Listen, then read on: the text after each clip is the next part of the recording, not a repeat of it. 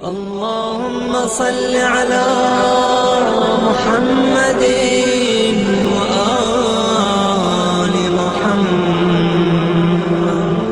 اعوذ باللہ من الشیطان الرجیم. بسم اللہ الرحمن الرحیم. ان اللہ و ملائکۃہ یصلون علی النبی یا ایھا الذین آمنوا صلوا علیہ وسلموا تسلیما. بسم اللہ الرحمن الرحیم. ایاک نعبد و ایاک نستعین. جب قیامت برپا ہوگی تو ایک منادی ندا کرے گا. وہ ندا کرے گا کہ اگر کسی پر رسول خدا صلی اللہ علیہ وآلہ وسلم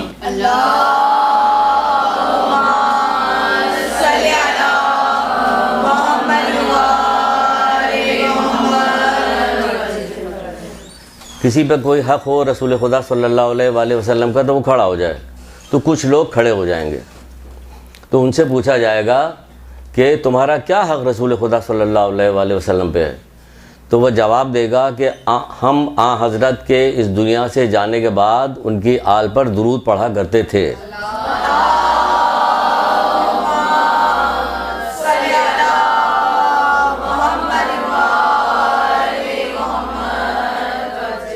تو ان سے کہا جائے گا کہ میدان قیامت میں جاؤ اور جا کے دیکھو جن جن لوگوں نے تمہارے اوپر کوئی احسان کیا ہے، تمہیں کوئی نعمت دی ہے، اس کا ہاتھ پکڑو اور اس کو اپنے ساتھ لے کے جنت میں چلے جاؤ. خالی سبحان اللہ درود پڑھ دیجیے. پھر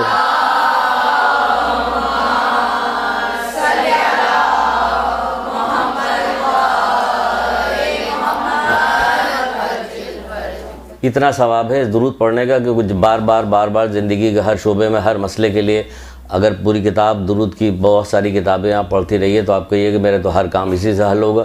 میں تو درود پڑھ کے خالی یہی کام نہیں ہوتا کہ آپ کا مسئلہ حل ہو جائے گا. آپ کو بہت ساری برائیاں چھوٹنا شروع ہو جاتی ہیں کیونکہ مسلسل آپ درود پڑھ رہی ہیں، ہر کام کے لیے درود پڑھ رہی ہیں، تو آپ کی بہت ساری دنیاوی پریشانی تو جو دور ہوگی وہ ہوگی، لیکن ساتھ ساتھ برائیاں خود دنیاوی پریشانی کہ برائیوں میں آپ کو مبتلا کر دیا، آخرت میں اس کا عذاب بھگت رہی آپ. تو یہ دنیاوی پریشانی بھی دور ہوگی، اخروی پریشانی دور ہوگی کہ ہر مسئلے میں ہر چیز میں جب بھی آپ کو کوئی ضرورت پیش آئے، جب بھی کوئی مسئلہ پیش آئے، جب بھی کوئی پریشانی ہو، جب بھی کوئی نیا کام کرنا شروع کرنے کے لیے جا رہی ہیں، جیسے یہاں آئیں تو یہاں کا تو طریقہ کار ہے، رواج ہے کہ ہم یہاں درود پڑھواتے ہیں، درود پڑھتی ہیں. لیکن ایسے بھی آپ زندگی کے کوئی بھی کام شروع کرنے جا رہی ہیں، کچھ ہو رہا ہو تو آپ درود پڑھیے جتنا آپ سے ممکن ہو سکے، کثرت کے ساتھ درود پڑھیے. ابھی تو آپ علم دین حاصل کرنے کے لیے آئی ہیں تو آپ علم دین سب آپ کو خوش آمدید کر رہے ہیں کہ آئیے مرحبا ماشاءاللہ. تو خالی وہی تھوڑی کرے. جب کوئی بندہ گھر سے علم دین حاصل کرنے کے لیے نکلتا ہے تو عرش سے پروردگار کہہ رہا ہے کہ مرحبا اے میرے بندے، یعنی اللہ کہہ رہا کہ مرحبا اے میرے بندے، یعنی اللہ جو کہہ رہا.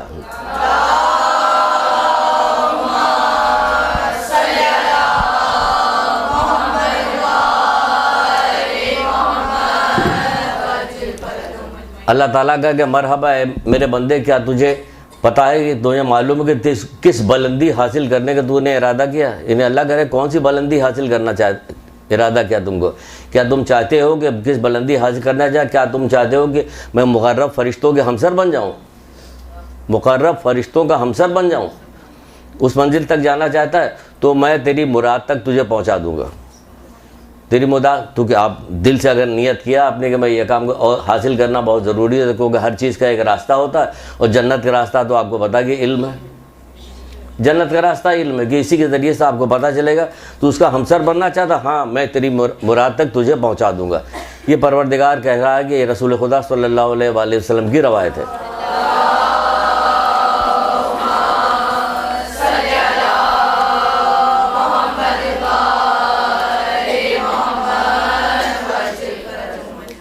اسے حاصل کرنے سے ہوگا کیا؟ بہت ساری چیزیں تو ابھی آپ نے سن لی ہے کہ علم حاصل کرنے کا کیا فائدہ، کیسے حاصل کرنا چاہیے، کیا نیت ہونی چاہیے، کیسے اخلاص ہونا چاہیے، ساری چیزیں گناہوں سے پرہیز ہونا چاہیے وغیرہ وغیرہ. دو چار چیزیں اور اگر اس کو جتنی بار سنتی رہیے کہ جتنی بار ہم سنتے رہیں، جتنی بار ہم پڑھتے رہتے ہیں تو دل میں ایک جوش اور جذبہ پیدا ہوتا، دعا کرتے رہتے کہ پروردگار آخری وقت تک جو ہے کچھ نہ کچھ پڑھتے ہی ہوئے اس دنیا سے جائیں، کیونکہ اللہ کے رسول نے بھی یہی کہا کہ ماں کی گود سے قبر تک علم حاصل کرو. تو قبر تک علم حاصل کرنے میں یہی ہوگا کہ جب آپ کا ایک طریقہ بن جائے گا، آپ کی ایک عادت بن جائے گی، تو آپ کو اگر کسی دن ایک دو دن کا ناغہ ہو گیا، آپ نے ایک آدھ پیج پلٹ کی کتاب کا کسی کا نہیں دیکھا تو آپ کو وحشت سی محسوس ہوگی. اللہ کے رسول نے بھی کہا ہے کہ ہماری جو پہلے کی بچیاں ہیں وہ سب جانتی ہیں اس بات کو کہ کیا کہا ہے کیسے کہا گیا، لیکن کاش اثر بھی ہو جائے کہ جس دن ہمارے علم میں اضافہ نہ ہو اس دن نکلنے والا سورج ہمارے لیے مبارک نہیں. یہ پوری کائنات انہی کے صدقے میں بنی ہوئی ہے، اور وہ یہ کہہ رہے ہیں کہ اس دن کا نکلنے والا سورج ہمارے لیے نہ مبارک ہے، مبارک نہیں. یہاں تو پوری زندگیاں گزر جاتی، کبھی پلٹ کے بھی نہیں دیکھتے. 2-4 لائن پڑھنے کے بعد یہ دنیاوی جو مال متا ہے اس سے جو کچھ روزی مل رہی بس اسی پہ اتفاق کر لیا کہ یہی سب کچھ ہے. تو پھر یہاں سے جانے کے بعد جو ہمیشہ باقی رہنے والی زندگی اس کے لیے کیا کیا؟ اس کے لیے علم حاصل کرنا پڑے گا، کیونکہ جب علم حاصل کیجئے گا تبھی آپ اللہ تعالیٰ کی اطاعت کر سکتی ہے. جیسے کہ مولا مشکل کشا حضرت علیہ السلام نے ارشاد فرمایا،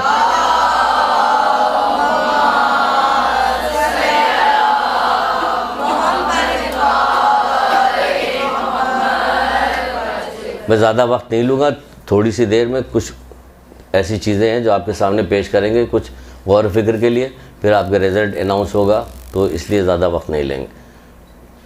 تو مولا مشکل کشا کہتے ہیں کہ علم کے ذریعے سے کیا ہوتی ہے؟ اللہ کی اطاعت ہوتی ہے. علم حاصل ہوگا تبھی آپ اطاعت کیجیے گا. کیسے کیجیے گا؟ آپ کو کچھ پتہ ہی نہیں ہوگا کہ کہاں پہ یہ اطاعت ہو رہی، کہاں پہ نافرمانی ہو رہی. آپ تو ہر چیز کو اپنی سمجھیں گے کہ میں تو سب کام بالکل صحیح کر رہی ہوں. تو جب علم حاصل ہوگا تو پتہ چلے گا کہ یہ تو نافرمانی ہو رہی ہے اللہ تعالیٰ کی. نہیں تو یہ تو ان میں موجود ہے، تو ہم کوئی اپنی طرف سے بات تھوڑی کر رہے ہیں. تو بھائی یہ موجود ہے، یہی تو غیبت ہو رہی ہے جو موجود ہے ان کے اندر. آپ کو غصہ چڑھا ہوا ہے جو، تو آپ اپنے غصے کو غیبت کے ذریعے تشفی دے رہی ہیں. تو اس کا کیا مطلب نکلتا ہے؟ یہی مطلب نکلتا ہے کہ جہنم کا ایک دروازہ جیسے صرف وہ لوگ ڈالے جائیں گے جو اپنی غصے کو اللہ کی نافرمانی کے ذریعے سے ٹھنڈا کرتے ہیں. آپ نے اپنے غصے کو غیبت کر کے ٹھنڈا کیا، تو یہ نافرمانی تو جہنم کا ایک باقاعدہ دروازہ ہے جیسے صرف وہی لوگ ڈالے جائیں گے جو اپنے غصے کو اللہ کی نافرمانی کے ذریعے سے ٹھنڈا کرتے ہیں. تو ہمیں جب اطاعت کا پتہ چلے گا کہاں اللہ منع کر رہا کہاں نہیں، تبھی تو ہم کس سے پتہ چلے گا؟ علم حاصل کریں. پھر فرماتے ہیں کہ علم کے ذریعے سے صلہ رحمی ہوتی ہے.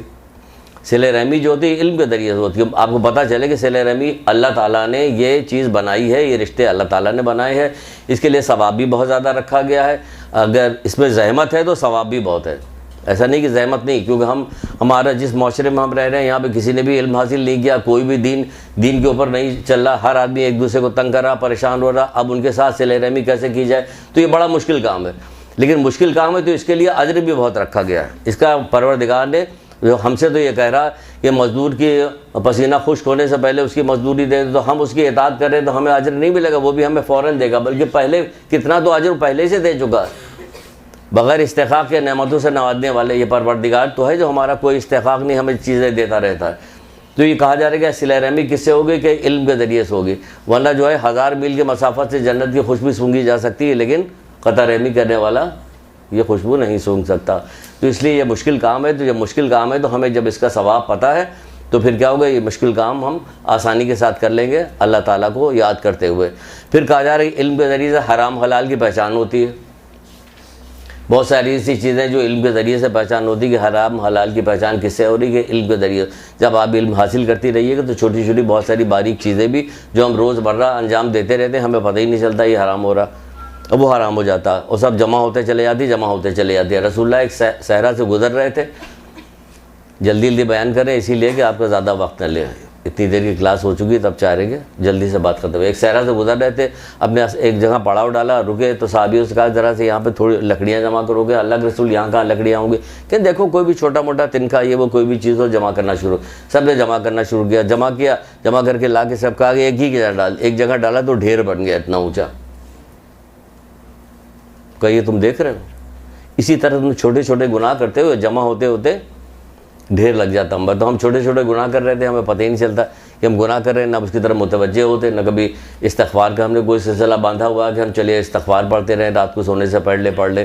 اور مسلسل مختلف نمازوں کے بعد بتایا گیا کہ استغفار پڑھیں. تو یہ حرام حلال کی پہچان بھی ہمیں علم کے ذریعے. اندھی آنکھوں کو نور ملتا ہے، کس کے ذریعے؟ علم کے ذریعے سے. اندھی آنکھوں کو نور بخشتا ہے. یہ سب مولا کی روایت ہم آپ کو سنا رہے ہیں، اس میں سے چند چیزیں نکال کے ہم آپ کو سنا رہے ہیں. اندھی آنکھوں کو اندھی آنکھیں کیسے؟ یہ اب قرآن کہتا ہے کہ یہ آنکھیں نہیں بلکہ سینوں میں ان کے دل اندھے ہیں. بعض جگہ پہ کہا گیا، قرآن نے کہا کہ یہ آنکھ رکھتے ہیں دیکھنے کا کام نہیں لیتے. بھائی کون سا ایسا بندہ جو آنکھ رکھتا ہوگا دیکھنے کا کام نہیں لے؟ ہمیں وہ ساری چیزیں نہیں نظر آتی جو اللہ تعالیٰ کی نافرمانی والی چیز ہمیں تو اچھی لگ رہی ہوتی، بڑے شوق سے دیکھ رہے ہوتے. بھائی اگر ہماری آنکھیں کھلی ہوتی کہتے نہیں بھائی اس میں تو ہمارا گناہ ہو رہا. تبھی وہ کہہ رہا کہ آنکھ رکھتے دیکھنے کا کام نہیں لیتے. کیا دیکھنے کا کام نہیں لیتے؟ یعنی آنکھ تو ہے، وہ چیز نہیں دیکھنا چاہتے جو ہم دکھانا چاہتے ہیں. ورنہ عبرتیں، مولا کہتے نہیں کہ عبرتیں چاروں طرف بکھری ہوئی، کوئی عبرت لینے والا نہیں ہے. عبرتیں چاروں طرف ہے. عبرت کب لیجیے گا؟ جب آپ کی دل کی آنکھ کھلے گی تب آپ عبرت لیجیے گا. دل کو بہت زیادہ مقام حاصل ہے آپ کے جسم کے اندر. سینوں میں ان کے کان نہیں، بلکہ یہ بگوشہ دل نہیں سنتے، یہ اپنے دل سے نہیں سنتے. دل سے سن رہے ہوتے تو اثر ہوتا. بے دلی کے ساتھ سنیے تو آپ پہ اثر نہیں ہوگا. روا روی سنے، بہت ساری باتیں آتی جاتی رہتی. جب دل سے سنتے ہیں تو اس کا اثر ہوتا ہے. کیا کہا جا رہا؟ یہ کہا جا رہا ہے کہ اس کے ذریعے سے اندھی آنکھوں کو نور بخشتا ہے. کیا؟ علم. بہت ساری چیزیں آپ کو نظر آنے لگتی ہیں، اچھائیاں برائیاں. پھر کہا جاتا ہے کہ علم دشمن کے مقابلے میں ہتھیار ہے. یہ کون سے دشمن؟ رشتہ داری والی دشمنی ہو رہی. سب سے بڑا دشمن کون ہے ہمارا؟ مولا. ابھی ہم مولا سے بتاتے ہیں کہ کون ہے. ویسے تو قرآن نے بھی بتایا کہ ہمارا دشمن سب سے بڑا کون ہے. کہ سب سے بڑا دشمن کون ہے؟ کہ شیطان. شیطان ہمارا سب سے بڑا دشمن. لیکن جو کام کہتا ہم کہتے ہیں. وہ سب سے بڑے دشمن کی اتنی فرما برداری کرتے ہیں کہ اللہ تعالیٰ کی بھی فرما برداری ایسی نہیں ہو رہی ہوتی جیسے شیطان کی فرما برداری ہوتی. تو جب علم حاصل کریں گے تو کیا ہوگا؟ علم حاصل کریں گے تو اس دشمن سے لڑ سکتے ہیں. جیسے کہ مولا نے کہا کہ کوئی دشمن جہالت سے زیادہ نقصان دہ نہیں ہے. کوئی دشمن. یہ سب سے بڑا دشمن کون ہے؟ وہ جہالت ہے. ہمیں کوئی چیز پتہ ہی نہیں، اس لیے ہم انجام دیتے ہوئے چلے جا رہے ہیں. سب سے بڑی دشمنی کیا چیز ہے؟ جہالت. سب سے بڑا دشمن. مولا کہہ رہے ہیں ابھی مولا کا نام لے کے 2-3 ان کے وہ سنا دیں گے، کارنامے سنا دیں گے. آپ نے نعرے لگا دیا، بس قصہ ختم ہو گیا، درود پڑھ دیا، ختم. وہ کہہ رہے ہیں کہ سب سے بڑا دشمن جہالت ہے، ہم اس سے بھاگنے کی نہیں کوشش کر رہے ہیں. جہالت سب سے بڑا دشمن ہے. کہاں بھاگ رہے ہیں اس کے؟ ہم جاہل سے کہاں. وہ کہہ رہے ہیں کہ علم اور عقل کی کوئی انتہا نہیں. مولا ہی نے کہا کہ علم اور عقل کی کوئی انتہا نہیں. جب کوئی انتہا نہیں تو ہمیں روز آنا علم حاصل کرتے رہنا. علم حاصل کرتے رہیں گے پھر بھی پورا نہیں پڑے گا، کوئی اس کی انتہا ہی نہیں. اگر علم اور عقل کی کوئی انتہا نہیں تو ہمیں علم مسلسل حاصل کرنا ہے تاکہ اس دشمن سے، جہالت والا جو دشمن ہے، اس سے ہم لڑ سکیں. کیونکہ اللہ تعالیٰ جو ہے اب، اور دل سے ہم دعا بھی کریں گے، کیونکہ بغیر اگر نہیں جہالت کو دور کریں گے تو مولا کہتے نہیں کہ بغیر علم اور زہد کے عبادت، بغیر علم و زہد کیا پرہیزگاری، کہ کیا عبادت، کہ جو سے بھی عبادت کیجیے گا آپ وہ صرف جسم کو تھکائیے گا، کچھ بھی نہیں ہو رہی. بھاگ بھاگ کے بچے کے سارا کام کیا جا رہا ہے، گھر کے سارا کام ہو رہا ہے. وہ ہمارے پاس علم نہیں تو ہمیں پتہ نہیں چل رہا کیا کام کرنا کیا کام نہیں کرنا. ساری محنتیں دوسری چیزوں میں لگائی دے رہے اور جس میں ہمیں بہت زیادہ ثواب ملنے والا وہ کام ہی نہیں کر رہے ہیں. جس میں بہت زیادہ ثواب ملے گا وہ کام نہیں کر رہے ہیں. اور جس میں ثواب کا معمولی سا چانس ہے اس میں ہم ایڑی چوٹی کا زور لگائے دے رہے ہیں، کیونکہ ہمارے پاس علم نہیں. کہ علم ہوتا تو وہ کام کرتے. کتنے ایسے کام بتائے گئے جس کے بہت زیادہ ثواب بتائے گئے لیکن ہمیں پتہ ہی نہیں تو وہ کام کرتے ہی نہیں. سامنے سے گزر جاتا، چاروں طرف بکھرے ہوئے ثواب ہمارے چاروں طرف بکھرے ہوئے ہیں، لیکن ہمیں کیونکہ علم نہیں اس لیے وہ انجام نہیں دیتے، صرف نظر کر کے نکل جاتے ہیں کہ وہ کام کرتے ہی نہیں. تو کہا جا رہا ہے کہ بغیر علم و زہد کے عبادت جو ہے پرہیزگاری ہے. اگر ذرا سا بھی علم ہوتا ہے تو پھر ہم کام کرتے ہیں. ہم 2-3 واقعات سناتے ہیں آپ کو، اس کے بعد اپنی گفتگو ختم کر دیں گے. یہ تھوڑی سی بات بتائی علم کے لحاظ سے، جو کچھ بھی آپ کی سمجھ میں آ گیا ہو، اللہ کرے سمجھ میں آ گیا ہو. یہ علم حاصل کرنا واقعی بہت ضروری ہے، بہت ضروری ہے، بہت ضروری ہے. تبھی کہا کہ ماں کی گود سے قبر تک علم حاصل کرو. ماں کی گود سے قبر تک یعنی کوئی موقع ہی نہیں دیا گیا کہ جس پر رکا جائے. کوئی موقع نہیں دیا گیا. یہاں تک تو کہا گیا کہ اگر پوری دنیا، ایک پوری طولانی روایت ہم اس کا سب آخری ٹکڑا سنا رہے ہیں، کہ جب پوری دنیا کسی کو دے دی جائے وہ اسے اللہ کے راہ میں خرچ کر دے تو بھی علم حاصل کرنے کے برابر نہیں ہو سکتا. اب بتائیے پوری دنیا اس کو دے دی گئی، پوری دنیا دے دی جائے، اسے کہا خرچ بھی کہاں کرے گا، اللہ کے راہ میں خرچ کرے تو بھی اس کے برابر نہیں ہو سکتا. علم حاصل کرنے کے برابر. اس کو یہی نہیں پتا ہوگا کس جگہ دینا زیادہ صحیح، کس جگہ کم فائدہ، کس جگہ زیادہ فائدہ، اس کو یہی نہیں پتہ چل رہا. تو پوری دنیا دے دی جائے اور اسے اللہ کے راہ میں خرچ کر دے تو بھی اس کے برابر نہیں ہو سکتا. یہ تو تھا علم کا سلسلہ. اب ہم آپ کو 1-2-3 روایتیں سناتے ہیں، پھر بتاتے ہیں کہ دیکھیں علم نہ حاصل کرنے کے نقصانات کیا کیا ہیں. بالکل آخر میں نتیجے کے طور پر بتائیں گے. رسول اللہ صلی اللہ علیہ وآلہ وسلم مسجد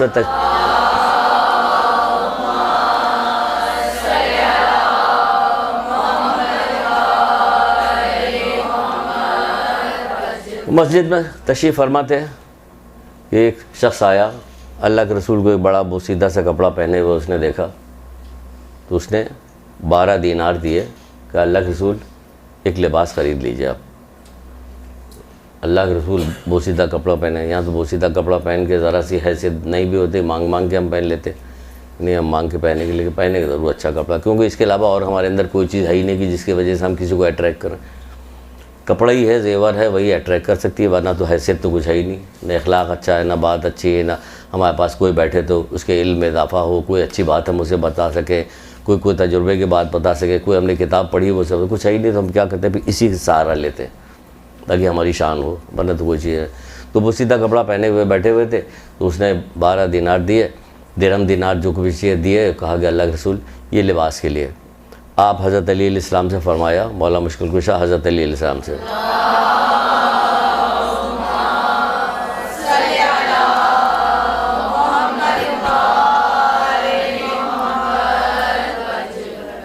کہا کہ جاؤ ایک لباس لے کے آؤ. حضرت علی علیہ السلام گئے، ایک لباس 12 درہم کا لے کے آئے، اللہ کے رسول کو لا کے دیا. آپ نے دیکھا، کہا علی یہ مجھے پسند نہیں آ رہا، مہنگا تھا نا، کافی مہنگا تھا، کافی اچھا تھا. کہا علی یہ مجھے پسند نہیں آ رہا، اگر وہ واپس کر لے تو اسے واپس کر دو.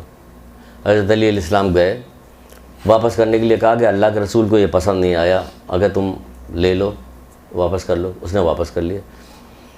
وہ 12 درہم دے دیے، لے گیا آگے رسول اللہ کے پاس. رسول اللہ کے پاس یہ لیجیے. اس نے واپس کر لیا. آپ نے کہا چلو میرے ساتھ ایک لباس خریدتے ہیں. لباس خریدنے کے لیے جا رہے تھے. راستے میں ایک کنیز کو دیکھا جو بیٹھی ہوئی رو رہی ہے. کہا کیوں رو رہی ہے، کیا ہو گیا؟ کہ گھر سے چلی تھی، مالک نے 4 درہم دیے تھے کہ اس سے کچھ سودا لے کے آنا ہے، وہ مجھ سے گم ہو گیا اللہ کے رسول. وہ 12 لے کے چلے تھے، 4 دے دیا اس کو، جاؤ سامان خریدو گھر جاؤ. آگے بڑھے، جا کے ایک لباس خریدا 4 درہم کا. ایک لباس خریدا. لباس خرید کے واپس پلٹ رہے تھے کہ ایک فقیر مل گیا. کہا کہ جو اس غریب فقیر کو پٹا پرانا لباس پہنے ہوا تھا، بہت زیادہ تقریباً برہنہ سا تھا، جو پہنائے گا اللہ اسے جنت کے لباس پہنائے گا. تو آپ نے کیا کیا کہ وہ جو لباس اپنے لیے خریدا تھا وہ اس کو دے دیا اور پھر واپس پلٹے لباس خریدنے کے لیے. اب دیکھیں کسی کو لباس آپ نے پہنا دیا. ابھی ایک روایت سنائیں گے جس میں دونوں چیزیں آ جائیں گی. صرف ایک روایت سنائیں گے. اگر آپ نے کسی مومن کو، کسی مسلمان کو لباس پہنا دیا اور اس کو اس کی ضرورت کو پورا کر دیا، یہاں اس کنیز کی ضرورت کو پورا کیا، اس کو لباس بھی پہنا دیا، تو ضرورت کو تم نے پورا کیا. اصول کافی کی روایت ہے، اس میں کہا جائے تو کیا ہوگا کہ پروردگار 70,000 فرشتے ایسے ہیں جن کو مامور کرے گا کہ آپ کے لیے جب سور پھونکا جائے اس وقت تک استغفار کرتا رہے.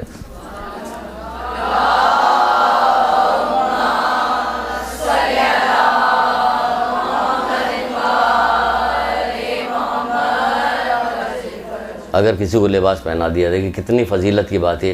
ہمیں اس کا علم ہوگی. اتنا فائدہ ہے کہ 70,000 فرشتے جب سور پھونکا جائے گا، کب سور پھونکا جائے گا پتہ نہیں، کتنے کروڑ سال کے بعد سور پھونکا جائے، اس وقت تک 70,000 فرشتے ہمارے لیے استغفار کرتے رہیں گے. ایسی آپ کو سینکڑوں کی تعداد میں روایتیں ملیں گی جس میں بعض کام ایسے بتائے گئے ہیں کہ یہ اتنے وقت تک یہ درود پڑھتے رہیں گے، اتنے وقت تک یہ آپ کے لیے صلوات پڑھتے رہیں گے، اتنے وقت تک یہ استغفار کرتے رہیں گے، یہ قبر میں بیٹھ کے آپ کے لیے استغفار کریں گے فلاں جگہ. ہمیں وہ چیز پتہ ہی نہیں، اس لیے ہم کرتے ہی نہیں اسے، وہ انجام ہی نہیں دیتے، وہ ہمیں پتہ ہی نہیں. پتہ ہے کہ لڑکا بڑا اچھا ہے، جب ہم مر جائیں گے تو دعا کروا دے گا ابا کو، اللہ لین میں جگہ دلوا دی. برزخ آپ کی ذمہ داری. 5ویں امام کہہ رہے ہیں قیامت کے دن تو میں شفاعت کرا دوں گا، لیکن برزخ میں تمہاری خود کی ذمہ داری ہے. برزخ کب تک کی ہے؟ قیامت کب آئے گی پتہ نہیں. پھر کہے کب وہ ہے مولا بخشوا دیں گے. تو پھر یہ قرآن وغیرہ کہاں گیا مولا بخشوا دیں گے؟ یہ ساری چیزیں معطل ہو گیا قرآن کہ مولا تو بخشوا دیں گے، سب ہماری شفاعت ہو جائے گی، ہم بخش دیے جائیں گے. تو پھر قرآن پہ تو عمل کرنا نہیں. پھر رسول اللہ نے کیا کہا کہ جب قیامت برپا ہوگی تو میں پوچھوں گا تم لوگوں سے کہ تم نے میرے اہل بیت و قرآن کے ساتھ کیا سلوک کیا. کہ ہم نے قرآن پڑھا ہی نہیں کہ اہل بیت تو آپ کے ہمارے بخشوا دیں گے، ہم نے کسی قرآن کی کسی چیز پہ عمل نہیں کیا. تو یہ ساری چیزیں گڑبڑ کر کے جو ہمیں گناہ گار بنائے جا رہے ہیں، بیوقوف بنائے جا رہے ہیں. در حقیقت کیا اہل بیت اس لیے آئے تھے کہ ہم لوگ گناہ کریں؟ تو جب وہ ہمیں گناہ سے آزادی دلوا دیں گے تو خود انہیں اتنی زحمت اٹھانے کی کیا ضرورت تھی؟ دل خراش مصائب اٹھانے کی کیا ضرورت تھی؟ کتنی مصیبتیں اٹھائی. اللہ تعالیٰ جو ہے پاک و پاکیزہ لوگوں کو پسند کرتا ہے، وہ چاہے گا آپ خوب گناہ کرتے رہیے تو وہ کیا بخشش کرا. اللہ تعالیٰ خوش شفاعت کرنے والا، کتنے لوگوں کی شفاعت خود ہی اللہ کرے گا، معاف کرے گا. وہ کب معاف کرے گا اس کی بھی بہت ساری چیزیں بتائی گئی کہ جب کتاب پڑھیں گے اٹھائیں گے دیکھیں گے تب پتہ چلے گا نا. مسلسل علم حاصل کرتے رہیں گے, خود پڑھیں یا مدرسے میں آ کے پڑھیں, تب گاہے بگاہے آپ کو چیزیں وہ نکل کے آتی جائیں گی, آپ اسے جمع کرتی جائیے, اس پہ عمل کرتی جائیے. تو قیامت تک کیا کہا گیا؟ قیامت تک کسی مسلمان کی مالی مدد کر دی آپ نے یا اس کو لباس پہنا دیا. نہ جانے کتنے عزیز رشتہ دار آپ کو ایسے ملیں گے ہیں جن کی مالی مدد کی ضرورت ہوگی, لیکن کیا ہے آپ سے دشمنی چل رہی, تو آپ تو چاہ رہے ہیں اور اچھا وہ ایسی پریشانی مبتلا رہے. ہمیں نہیں کرنا کچھ. کیوں؟ ہمیں حسن سلوک نہیں پتہ کہ رشتہ داروں کے ساتھ صلہ رحمی کی جائے تو اس کا کیا ثواب ہے, نہیں پتہ تو شیطان نے گھر کیا ہوا تو ہم اڑے ہوئے ہیں. اگر کیچڑ میں ہیرے کی انگوٹھی گر جائے تو دیکھیے کیسا ہاتھ ڈال کے اٹھا لیتی ہیں آپ, پھر اڑ جائیے آپ کہ نہیں میری شان کے خلاف ہے, گر جانے تو نہیں پرواہ. نہیں, پھر تو پرواہ ہے. پیر پٹک کے روئے جا رہا تو چھوٹا سا چھلا کھو جاتا کہ ماچی اٹھا کے لے گئی, خوب رولائی پٹائی, آنسو نکل رہے سارے. یہ ہو رہا ہوتا کیونکہ ہم دنیا پرست ہو گئے, آخرت پرست نہیں ہے. آخرت پرست ہوتے آخرت کی ایک چیز چھوٹ جانے سے گریا کر رہے ہوتے. یہ اتنے آرام کے ساتھ مجھے ملنے والا تھا ثواب, یہ مجھ سے چھوٹ گیا. صبح کی نماز مجھ سے چھوٹ گئی. مجھے 41 دفعہ یا بہابو پڑھنا تھا, یہ روزی میں برکت ہوتی. ہمیں جو ہے استغفار پڑھنا تھا, ہمیں یہ والی دعا پڑھنی تھی. بتایا گیا کہ صبح کی نماز کے بعد یہ دعا پہلو بدلے بغیر پڑھ ڈالو کہ تمہیں بے شمار اس کا ثواب ملے گا. لیکن ہمیں کیا پتہ, ہمیں پتہ ہی نہیں صبح کی نماز دوہر کی. تو جب نہیں پتہ ہونے تھے یہ ہوتا ہے. اور ہیرے کی وقت پتہ تھی دنیا کی وجہ سے, تو اس لیے ہر طرح کی ہم نے. تو یہ کہا گیا 70,000. بہرحال تو وہ اس کو لباس پہنا دیا, گئے دوسرا لباس خرید لیا. دوسرا لباس خرید کے اللہ کے رسول چلے. جب واپس پلٹ رہے تو دیکھا کہ وہ عورت وہیں بیٹھی رو رہی کنیز. کہ اب تو کیوں رو رہی؟ کہ اللہ کے رسول اتنی دیر ہو گئی ہے کہ ہم گھر واپس جائیں گے تو ہمیں ماریں گے وہ لوگ. بس یہ رحمت اللہ عالمین مکارم اخلاق کو پائے, رحمت عالمین کے لیے رحمت بنا کے بجائے ان کو رحمت. انہوں نے کہا کہ اچھا, انہیں کیا پتا کہ آپ تو اس کنیز کو پر رحم کر رہے ہیں. آپ کے دیکھیے اولاد کے ساتھ لوگوں نے کیسا ظلم کیا, آج تک کرتے چلے جا رہے ہیں, کہ کسی نے بھی نہیں چھوڑا, لیکن آپ رحم کرنے والے. کہا چلو میرے ساتھ. چلو میرے ساتھ. افضل الانبیاء 1,24,000 انبیاء کا سردار اس کنیز کے ساتھ کرا, چلو میرے ساتھ. اپنے آقا کے پاس لے کے چلو مجھے, جو تمہارے وہ لے کے چلے ساتھ میں. اس کے دروازے پہ گئے, نام پوچھا, نام لے کے آواز دی, سلام کیا, کوئی جواب نہیں آیا. پھر سلام کیا, پھر کوئی جواب نہیں آیا. تیسری دفعہ سلام کیا تو اس نے جواب دیا, باہر آئے. اللہ کے رسول نے پوچھا کیوں, تمہیں آواز سنائی نہیں دے رہی؟ کہ میں آپ کی آواز بار بار سننا چاہ رہا تھا, آپ کی آواز بار بار سننا چاہ رہا تھا.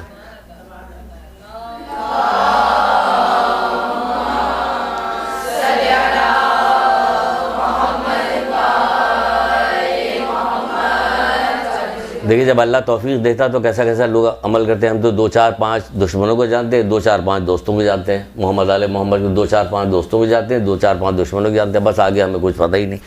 اس لیے ہم سوچتے ہیں کہ ہم ان جیسا تو عمل کر ہی نہیں سکتے. ہم تو دشمنی بھی ایسی نہیں کرتے, ہم ان جیسا عمل بھی نہیں کرتے. تو آپ کہاں کے, نہ آپ بیچ کے ہیں, تو کسی طرف کے نہیں ہوئے, نہ ادھر کے نہ ادھر کے, نہ خدا ہی ملا تو کچھ بھی نہیں رہ گئے. تو بہرحال اس نے کہا کہ ہم آپ کی آواز بار بار سننا چاہتے. آپ کیسے, آپ نے زحمت کی, ہمارے پاس کیسے تشریف لے کے آئے, آپ نے ہمیں کیسے عزت بخشی. کہا اس کنیز کو دیر ہو گئی ہے تو اس کو کچھ کہنا مت. اللہ اکبر. کہنے لگا کہ آپ کہنے کی بات کریں, آپ ہمارے گھر پہ تشریف لائیں, ہم اس کو کچھ کہیں, ہم اس کو آزاد کرتے ہیں آپ کے آنے کی وجہ سے.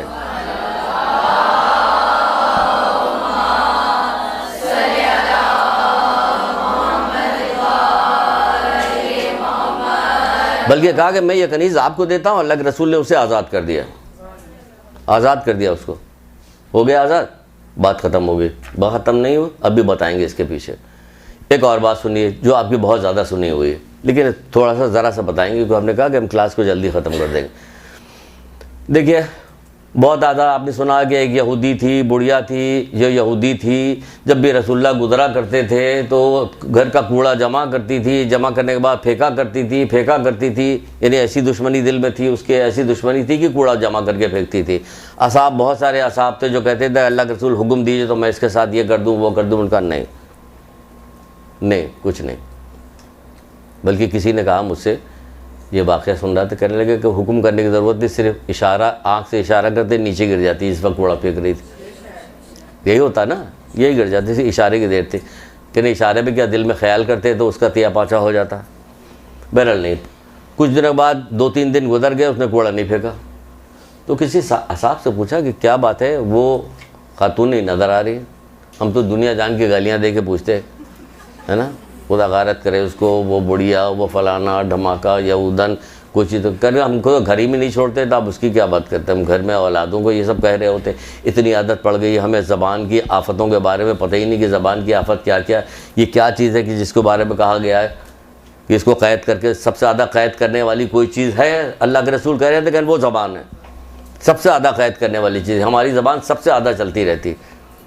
اتنے عذاب ہیں کہ بہت ساری مصیبتیں ہمارے نصیب کی نہیں ہوتی، اسی زبان کی بدولت ہم اسے کھینچ کے اپنی طرف لے کے آتے ہیں. بعض روایتوں میں یہ بھی ہمارے نصیب کی وہ نہیں ہوتی، لیکن ہم پتہ نہیں کیا ہو گیا، ہم نے کیا کیا جو یہ ہو گیا ہمارے ساتھ. بھائی تم اپنی روزمرہ کی گفتگو دیکھو کہ تم کیا کر رہے ہو، چیک تو کرو.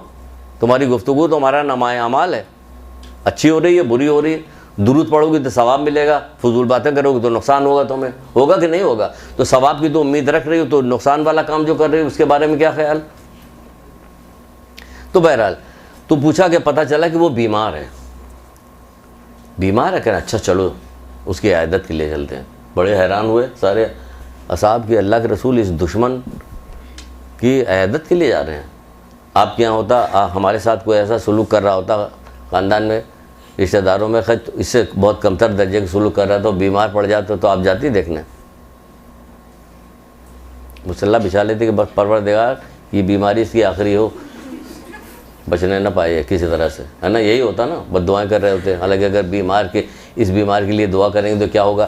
ہر کتنے بھی گناہ گار ہیں، ہر سانس میں یہ کون سانس لے رہا ہے کہ جو لا الہ الا اللہ محمد رسول اللہ علی ولی اللہ کہہ رہا ہے، وہ سانس لے رہا ہے. تو آپ کے نامہ اعمال میں کتنا ثواب ملے گا، اس کی بیماری ٹھیک ہو جائے گی، اس کو زندگی مل جائے تو کتنا ثواب. تو آپ اپنے نقصان نفع تو آپ کو پتہ ہی نہیں. علم ہو تو نفع نقصان کا پتہ چلے کہ نہیں ہمیں تو یہ کام کرنا. غائبانہ طور پہ اپنے مومن بھائی کے لیے دعا کرتا ہے تو 2000 فرشتے اس کے حق میں دعا کرتے ہیں.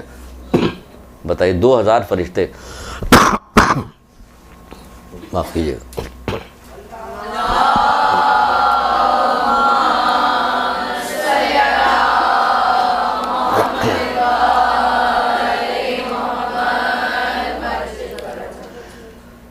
تو بہرحال وہ کیا ہوا کہ گئے دیکھنے کے لیے اس کو. اس نے دیکھا کہ اللہ کے رسول آئے. کہ اچھا مجبور پا کے بدلہ لینے آ گئے آپ؟ ان کا نہیں، میں تو تیری عیادت کے لیے آیا ہوں، میں تیری عیادت کے لیے آیا ہوں. اب یہ سننا تو آسان ہے آپ کا، لیکن سوچے کہ جو اتنی بڑی دشمن روزانہ کوڑا پھینکتی تھی اس کو تو یہی امید ہوگی کہ یہ بدلہ لینے آئے.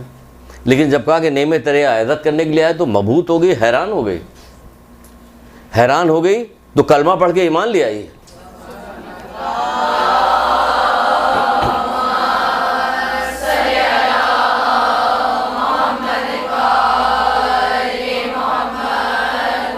وہ کلمہ پڑھ کے ایمان لے آئی.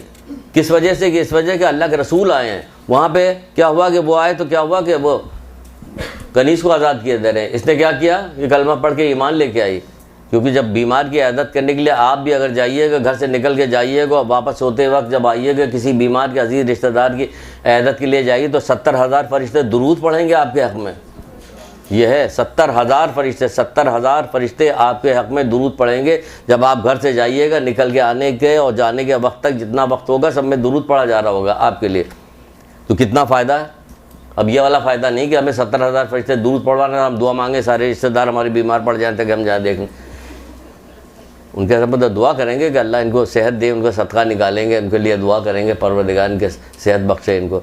تو کیا ہوا؟ وہ ایمان لے آئی. ٹھیک ہے. اب ایک اور واقعہ سنیے. اب تو زیادہ دیر تک ہم بیٹھ سکتے ہیں، کوئی واقعہ سنا رہے ہیں، اس سے زیادہ مزہ آ رہا. امام حسین علیہ السلام جا رہے تھے.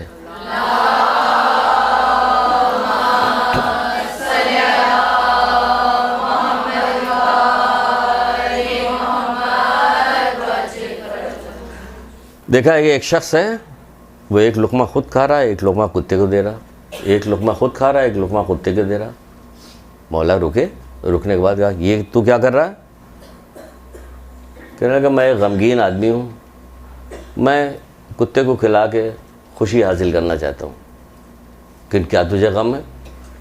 کہنے میں ایک یہودی کا غلام ہوں، اور میں اس سے چھٹکارا چاہتا ہوں. میں کہا اچھا آؤ میرے ساتھ.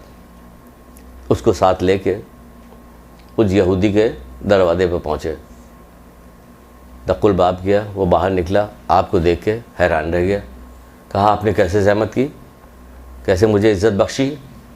یہودی کہہ رہا ہے کہ آپ نے مجھے کیسے عزت بخشی کہ یہ 200 دینار لو اور اس کو دے دو, مجھے دے دو.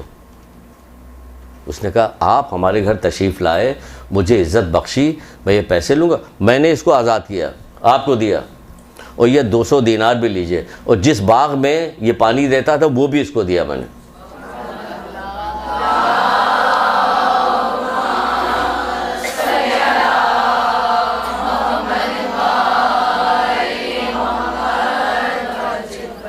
وہ باغ بھی اس کو دیا. اس کی بیوی جو دروازے کے پیچھے کھڑی ہوئی یہ سب سن رہی تھی, اور مولا کی یہ سخاوت اور کرم نوازی دیکھی اس نے, تو وہ کہنے لگی کہ میں مسلمان ہوتی ہوں, اپنا مہر تجھ پہ بخشتی ہوں. شوہر سے کہا میں مسلمان ہوتی ہوں, اپنا مہر تجھ پہ بخشتی ہوں. شوہر نے کہا کہ میں بھی مسلمان ہوتا ہوں اور یہ گھر تجھے ہبا کرتا ہوں. وہ سارے کے سارے مسلمان ہو گئے. تو مولا نے کیا کیا, وہ غلام کو آزاد کر دیا, اس کو 200 دینار تھے وہ بھی اسی کو دے دیا, باغ بھی اس کو دے دیا. تو یہ ساری چیزیں دیکھ کے وہ یہودی عورت تھی وہ حیران رہ گئی, کرے ارے یہ کیسی سخاوت ہے. وہ فوراً ایمان لے کے آئی. وہ ایمان لے کے آئی, جب وہ ایمان لے آئی اپنا مہر اپنے شوہر کو بخش دیا, تو فوراً شوہر نے بھی کہا کہ میں بھی مسلمان ہوتا ہوں, میں بھی مسلمان ہوتا ہوں, یہ مکان تجھے دیتا ہوں. تو اس طرح کیا ہوا, وہ بھی آزاد ہو گئے. سن لیا ہم نے؟ جی ہاں سن لیا. ادھر کیا ہوا؟ ادھر یہ ہوا کہ رسول اللہ نکلے تھے تو ایک برہنہ کو کپڑے پہ پہنا دیے, ایک کنیز کو مدد بھی کی, اس کو آزادی بھی دلوا دی. یہاں کپڑے کیا پہنائیں گے؟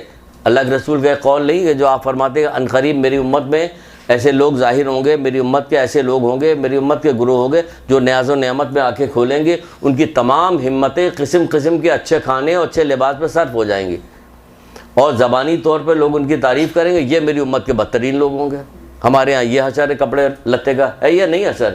ہاں ساری ہمتیں آپ کے ہی بھولے سے اعلان ہو جائے کہ شادی ہونے والی فلاں کی, پھر دیکھیے تماشا کیسی کھلبلی گھر کے اندر مستی ہو. بازار بھائی تم سے کیا مطلب, دور دراز کے کوئی سے بھی پہن کے چلے, کون تم سے پوچھنے والا کہ کیا ہوگا؟ نہیں, یہ ٹی وی نے یہ ان ساری چیزوں نے کیا کیا کہ ہم لوگوں کو ہپنوٹائز کر دیا ہے. آپ اسی کو دیکھتے دیکھتے ادھر سے نگاہ ہٹ گئی, کتابوں سے نگاہ ہٹ گئی, حدیث سے نگاہ ہٹ گئی, ٹی وی پہ نگاہ پڑ گئی. وہ روزانہ نت نئے صبح شام کے جو مارننگ شو, فلانا شو, دھماکہ شو, اس میں سے کپڑے دیکھا, آپ اس کو دیکھ رہے ہوتے, آپ بھی اس کی طرف متوجہ ہو رہے ہوتے. ہمارا یہی رہ گیا, کس زمانے کی بات, کب اللہ کے رسول نے کب کی بات تھی, آج کے لیے بالکل صحیح صادر ہو گئی کہ تمام ہمتیں قسم قسم کے اچھے کھانے اور اچھے لباس پہ صرف ہوں گی, اور زمانی طور پہ لوگ تعریف کریں گے. جو آپ کے دشمن تھے وہ دشمن ہی رہیں گے, چاہے اوپر سے لے کر نیچے تک سونے کے لباس پہن کے کیوں نہ جائے, بلکہ حسد کریں گے آپ سے, مزید آپ کو نقصان پہنچائیں گے. کوئی آپ کی تعریف نہیں کرے. جو آپ کا دوست ہے وہ دوست رہے گا, جو آپ کا دشمن ہے حاسد ہے وہ حسد ہی کرتا رہے گا, کسی طرح سے نہیں ہوگا. صرف اللہ تعالیٰ سے دعا کرنے کی وجہ سے اس کے دل سے دشمنی نکلے گی, ویسے تو نہیں نکلے گی. تو ہم کیوں اس سب چیزوں میں لگ جائیں؟ ہم اسی چیز میں لگے ہوئے ہیں. یہ کس نے کہا؟ اللہ کے رسول نے کہا. پھر ایک جگہ پہ مولا مشکل کشا ارشاد فرماتے ہیں,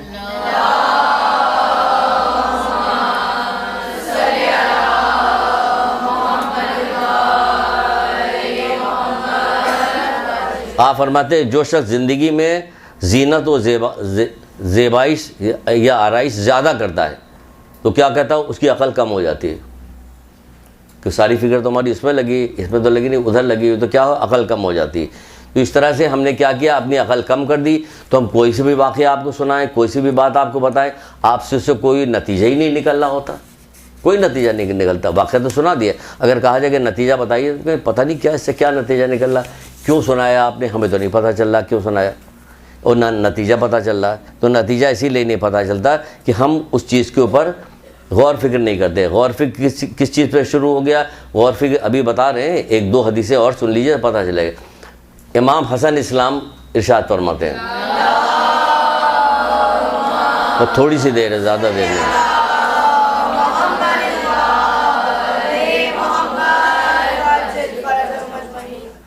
گھبرائیے مت, تھوڑی سی دیر ہے, بات ختم کر رہے ہیں ہم.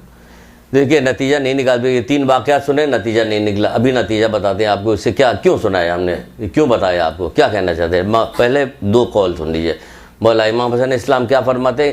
آپ فرماتے ہیں کہ میں تمہیں اللہ کا تقوی اور دائمی غور فکر کی وصیت کرتا ہوں. اللہ کا تقوی اور دائمی غور فکر کی وصیت کرتا ہوں, کیونکہ غور فکر ہر اچھائی کے ماں باپ ہے. دیکھیے غور فکر تو کہتے ہیں میں تمہیں دائمی غور فکر کی وصیت کرتا ہوں, نہیں, میں تمہیں اللہ کا تقوی اور دائمی, کیونکہ غور فکر تو بہت ہو رہا پوری دنیا میں, تقوی کے ساتھ نہیں ہو رہا. غور فکر تو دنیا میں کیا جا رہا ہے, تقوی کے ساتھ نہیں ہو رہا غور فکر. تو کیا ہو رہا ہے کہ دنیاوی چیزوں میں آپ ترقی دیکھتے ہیں, روز روز نت نئے طریقے سے گناہ کو سجا بنا کر پیش کیا جا رہا ہے نئے نئے انداز میں. تو غور فکر کے ذریعے سے تو ہو رہا ہے یہ سارا کام, کیونکہ اس میں تقوی غائب ہے. اس لیے مولا نے پہلے کہا کہ میں تمہیں اللہ کا تقوی اور دائمی غور فکر کی وصیت کرتا ہوں, کیونکہ یہ ہر اچھائی کے ماں باپ ہے. غور کہیے گا اور دیکھیے گا تقوی کے ساتھ, کیونکہ ایسی عبادت میں کوئی بھلائی نہیں کہ جس میں غور فکر نہ ہو. مولا کہتے کوئی بھلائی نہیں کہ جس میں غور فکر نہ ہو. آخری زمانے کی کچھ پیشن گوئیاں حضرت علیہ السلام کسی جگہ پہ بیان کر رہے تھے.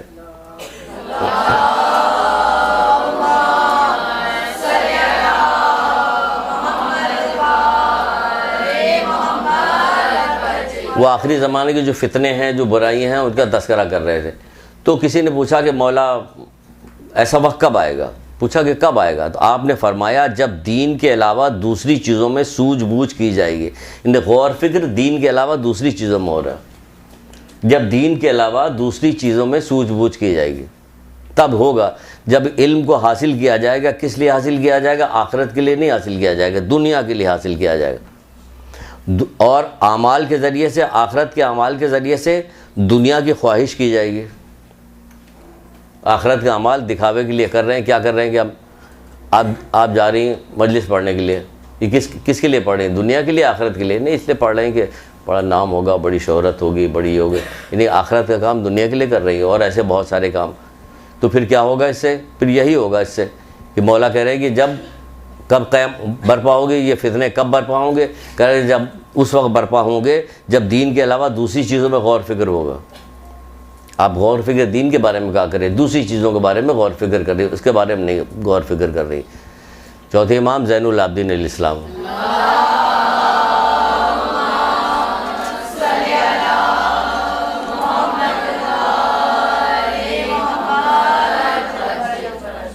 ایک شخص آیا کہنے کہ مولا میرے یہاں اولاد پیدا ہوئی, میں نے آپ کو بلایا, آپ نہیں آئے. وہ فلاں جگہ ہوا, میں نے گھر لیا, وہ بلایا, آپ نہیں آئے.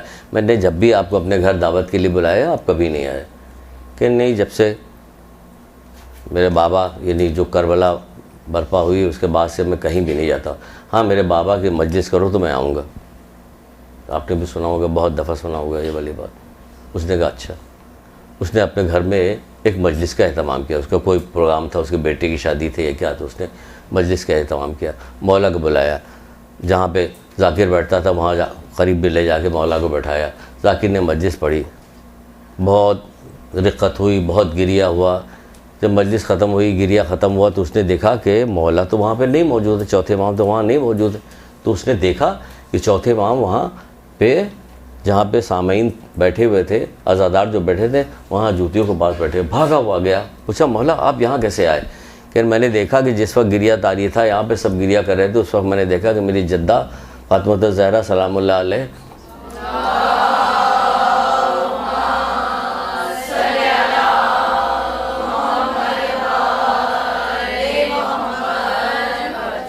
وہ وہاں تشریف فرما, تو اس لیے میں وہاں چلا گیا. سنا ہوا ہے نا آپ کا, آپ کو یقین بھی ہے, کہا بھی جاتا ہے بار بار کہ جب بھی مجلس کہیں برپا ہوتی ہے, فرش بچھایا جاتا ہے, امام حسین اسلام کے غم کا فرش بچھایا جاتا ہے, مومنین آتے ہیں, وہاں مجلس برپا ہوتی, گریا ہوتی, تو وہاں معصومین تشریف لاتے ہیں.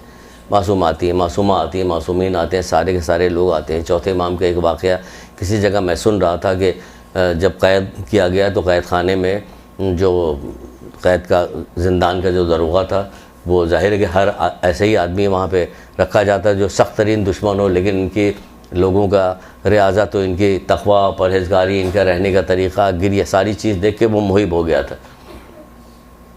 تھا. تو کہنے لگا کہ ایک دن کہنے لگا کہ میں مولا میں دشمن تھا، اب میں آپ کا دوست ہوں. اڑتا پڑتا میں نے کان میں سنا تھا ایک بات، تو وہ آپ کو تھوڑی بہت جو یاد آ رہی وہ آپ کو سنا دیتا ہوں کہ لیکن عجیب بات ہے کہ میں زندان کا دروازہ بند کر کے تالا لگا کر جاتا ہوں تو میں دیکھتا ہوں کہ زندان کے باہر ایک خاتون ہے جو بیٹھ کے گریہ کرتی رہتی ہے. میں تو خود دروازہ بند کر کے جاتا ہوں، یہاں سے تو کوئی خاتون نکل کے جا ہی نہیں سکتی، یہ کون ہے جو گریہ کر رہا وہاں پہ جا کے، مجھے تو پتہ نہیں چلتا. مولانا نے کہا ٹھیک ہے، اب ایسا کرنا کہ کل تم جب یہاں سے نکل کے جانے لگنا تو مجھے بھی ساتھ میں لے کے چلنا. تو وہ دوسرے دن جب جانے لگا، رات کو دروازہ بند کر کے جانے کا ارادہ ہوا تو کہا کہ مولا چلیے ساتھ میں. حضرت زینب دیکھ رہی تھی، ان کہا کہ میرا بھتیجا جو اکیلا جائے گا، ساتھ میں ہو لی. آگے پہنچی دیکھا ایک نقاب پوش خاتون ہے جو بیٹھی ہوئی آگے زندان کے باہر بیٹھی ہوئی گریہ کر رہی. آپ قریب پہنچی، پوچھا کہ آپ کون ہیں؟ نقاب الٹ کے کہا کہ بیٹی میں تمہاری ماں ہوں. یعنی کہ ہمیں پتہ ہے کہ جہاں کہاں بھی یہ گریہ ہوتا ہے کہ یہ معظمہ موجود ہوتی ہیں. ٹھیک ہے نا، یہاں تک ہو گیا. ٹھیک ہے، اللہ تعالیٰ نے توفیق دی، ہم گریہ کرتے ہیں، گریہ کرتے رہیں گے قیامت تک، جب تک کہ ان کو بدلہ نہ مل جائے گا، جب تک کہ ان لوگوں کو ان کے مقام تک نہ پہنچایا جائے گا کہ جنہوں نے ظلم کیا، ہمیں گریہ ہوتا رہے. لیکن آپ سوچئے، اب یہاں پہ بات بتانے کی ہے 2 منٹ کی. ہم مجلس برپا کرتے ہیں، معصومین آتے ہیں، امام آتے ہیں، معصومہ آتی ہیں، آ کے چلی جاتی ہیں، آتی ہیں جاتی ہیں. کتنی مجلس آپ نے کیا 2 مہینے 8 دن میں؟ نہ جانے کتنی مجلسیں آپ نے کیا. گئیں فرش پہ، بیویاں آئی تھیں، آئیں اور آ کے چلی گئیں. یہاں کیا ہو رہا؟ یہاں ہو رہا ہے رسول اللہ پہنچے. آپ لوگ تو سیدانیہ ہیں نا، نجیب الطرفین سیدانیہ ہیں، انہی سے تعلق رکھتے ہیں، بچپن سے سنتے چلے آ رہے ہیں سارے واقعات. وہ رسول اللہ پہنچے تو اس نے کیا کیا کہ کنیز کو آزاد کر دیا ان کے جانے کی وجہ سے. وہاں پہ وہ پہنچے، رسول اللہ پہنچے اس یہودی کے پاس، تو اس نے کیا کیا؟ آپ کو آتا ہوا دیکھا کہ آپ ہمارے یہاں تشریف لائے، تو کیا کیا اس نے کہا؟ اس نے کفر کو چھوڑ دیا، اسلام لے آئی. یہاں پہ پہنچے امام حسین اسلام، یہ یہودی عورت بھی مسلمان ہو گئی، اس کا شوہر بھی مسلمان ہو گیا، اس کو پیسہ بھی واپس کیا، غلام کو بھی آزاد کرا دیا. یہاں آ رہی ہیں وہ جا رہی ہیں، ہم مجلس میں جا کے شرکت کر رہے ہیں، وہ آ رہے ہیں جا رہے ہیں. نہ ہم سے جھوٹ چھوٹ رہا ہے، نہ ہم سے غیبتیں چھوٹ رہی، کوئی چیز ہم چھوڑنے کو تیار نہیں، کوئی چیز. وہ پورا دین چھوڑ کے اسلام لے آ رہے ہیں. وہ اپنا مال و دولت چھوڑ رہے ہیں، وہ اپنا پورا باغ کہہ دے رہا، ہم نے دے دیا، پورا باغ دے دیا. ہم نے کبھی غور کیا؟ کبھی اس بات پہ غور کیا؟ غور فکر عقلوں کی سائیکل ہے، ہم نے کبھی غور کیا؟ گئے جیسے ہم نے محرم سے پہلے تھے ویسے ہی ہے. اگر جو بے پردہ عورت تھی وہ بے پردہ. کبھی آپ نے کسی سے پوچھا کہ اتنی مجلسیں سننے کے بعد، اتنی حضرت زینب کی بے پردگی پہ سننے کے بعد، سید سجاد کے خون کے آنسو بہانے کے بعد، جو سنتی رکھ کے خون کے آنسو بہا رہے، پوچھا مولا آپ کیوں اتنا رو رہے ہیں؟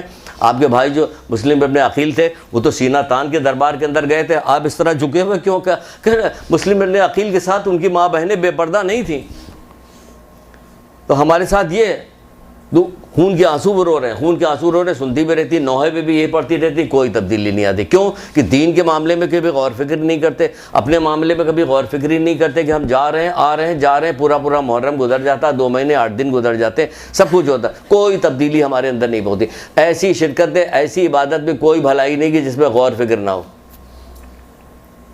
یہی تو کہہ رہے ہیں کہ ایسی عبادت میں کوئی بھلائی نہیں، کوئی بھلائی نہیں کہ جس میں غور فکر نہ ہو. تو یہ اتنی بڑی عبادت 1,24,000 انبیاء کی محنتوں کو بچایا ہے، یا مجلسیں برپا کرنے آپ کو کیا سمجھیں گے؟ رسمی طور پہ یہ ہو رہا، یہ اللہ تعالیٰ نے توفیق دی ہے، موقع دیا. ورنہ کس کے زمانے میں کیسے چھپ کے لوگ جو ہیں یہ مجلسیں برپا کیا کرتے تھے. پیسہ نہیں ہوتا تو اولادوں کو فروخت کرتے تھے کہ ہم نے مجلس کے لیے تبرک لے کے آئیں گے، مجلس ضرور برپا کریں. آپ کو اتنی زیادہ آزادی ملی، آزادی ملنے کے بعد بھی نتیجہ کچھ بھی نہیں نکل رہا. کون سی ایسی ایک عبادت کا نام لیجئے؟ قرآن و اہل بیت ساتھ ہیں، ایک دوسرے سے جدا نہیں ہوں گے یہاں تک کہ حوض کوثر پہ پہنچے. یہی کہا نا اللہ کے رسول سے. کوئی ایک عبادت بتا دی کہ جس کے بعد قرآن جو ہے کوئی نتیجہ نہیں مانگ رہا. نماز پڑھو، نماز تم کو بے حیائی بری باتوں سے باز رکھتی ہے، نتیجہ مانگ رہا ہے نا قرآن. روزے کے بارے میں یہی تو کہا کہ روزہ رکھو تاکہ تم متقی ہو جائے. نہیں، روزہ رکھنے کے بعد نتیجہ مانگا جا رہا، یہی ہو رہا نا، نتیجہ مانگا جا رہا. یہ کہا حج کرو، کیا حج پہ اللہ کو نہ تمہاری قربانی کا گوشت چاہیے نہ خون چاہیے، اس کو تمہارے دل کا تقویٰ چاہیے. ہر جگہ تو آپ سے نتیجہ مانگا جا رہا ہے کہ جو بھی آپ عبادت کریں اس میں نتیجہ ہو. سوائے آپ نے محرم کو ہم نے بنا لیا کہ ہم نے محرم 2 مہینے 8 دن محرم ہوتا ہے، برپا ہوتا ہے، نوحہ پڑھا جاتا، مرثیہ پڑھے جاتے، مصائب پڑھے جاتے، سب کچھ سنتے، نتیجہ ہم کچھ بھی نہیں دیتے. نہ کبھی ہم سوچتے بھی نہیں، کوئی نہ سوچے. آپ تو سوچیے کہ نہیں، اماں زہرا تھیں، آئی تھیں، ہم ایسے نہیں، ہم فرش سے ایسے نہیں اٹھیں گے کچھ طے کر کے اٹھیں گے. ہم یہ گناہ چھوڑیں گے, یہ گناہ چھوڑنے میں آپ کا نقصان کہاں, آپ کو تو فائدہ ہے. یہ آپ اللہ کے قریب ہو رہی ہوگی تو اس کا آپ کا فائدہ ہے یا نقصان ہے. یہ دنیا کی فنا ہونے والی لذتوں پہ آپ جو ہے اللہ سے دوری اختیار کر رہی ہیں.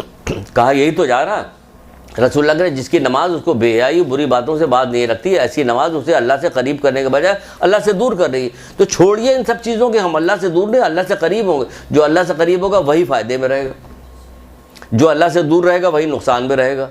تو ہمیں فائدے کا سودا کرنا ہے, نقصان کا سودا نہیں کرنا ہے. تو ہم جو بھی کام کرتے ہیں ہمیں غور فکر کرنا چاہیے, دیکھنا چاہیے کہ ہم جو کام کر رہے ہیں اس کام کا نتیجہ کیا نکل رہا ہے. جو اللہ اس کا رسول چاہتا ہے وہ نتیجہ نکل رہا ہے یا نتیجہ نہیں. تو اللہ اور رسول کیا چاہتا ہے کسی عبادت کے بعد, یہ آپ کو علم کے ذریعے سے ملے گا. آپ جب آتی رہیے گا, علم حاصل کرتی رہیے گا, تو آپ کو ہر چیز پتہ چلتی رہے گی. اللہ تعالیٰ آپ لوگوں کی توفیق میں اضافہ کرے, سوچنے سمجھنے کی صلاحیت آپ میں عطا کرے, کہ پروردگار آپ کو سوچنے سمجھنے کی صلاحیت دے. آپ غور فکر کس چیز میں کیجئے, آخرت کے بارے میں. ایک دن آئے گا کہ ہم سب اس دنیا سے چلے جائیں گے. اچھا کہتے سب ہی ہے اور تیاری کوئی بھی نہیں کرتا. روزانہ دیکھتے رہتے ہیں کہ فلاں تھا, دھن تھا, اور گاڑیاں ٹکرا گئی, اور وہ عمرہ کرنے کے لیے, حج عمرے کے لیے ماں باپ گئے تھے, اور وہ 2 لڑکے اور ایک بہو ان کو لینے کے لیے گئی تھی. لاہور سے لے کے واپس آ رہے تھے فیصل آباد, راستے میں ٹرائل سے ٹکرا کے 4 کے 5 کے 5 سب مر گئے. یہ کیا ہوگا, سوچ کے گئے تھے. تو سوچیے بڑا, جب پھولوں کا ہار سے بھرا ہوا تھا پوری گاڑی دکھائی جا رہی. تو روزانہ دیکھنے کے بعد یہ کیا ہوا بھائی, یہی ہوتا. آپ کو بھی ہو جائے گا, آپ کا بھی انتقال, ہمارا بھی انتقال. آپ کو کیوں کہیں, ہم اپنے کو کیوں نہ کہیں. آپ کو کہیں گے ہو سکتا ہے آپ کو برا لگنے, چلیے ہو جائے گا. تو کوئی یہ تھوڑی دوسرے لوگ باتیں بناتے رہتے, ہم تو چلے گئے, کچھ بھی نہیں ہوگا. ایسے ہی جاتے ہیں سارے کے سارے لوگ. تو جتنی دن زندہ ہیں اللہ کا شکر بھیجیے کہ پروردگار زندہ ہیں, صحت مند ہیں, تو ہمیں توفیق دے دے تاکہ ہم زیادہ سے زیادہ عمل کر سکیں. ایک درود پڑھیے محمد عالم.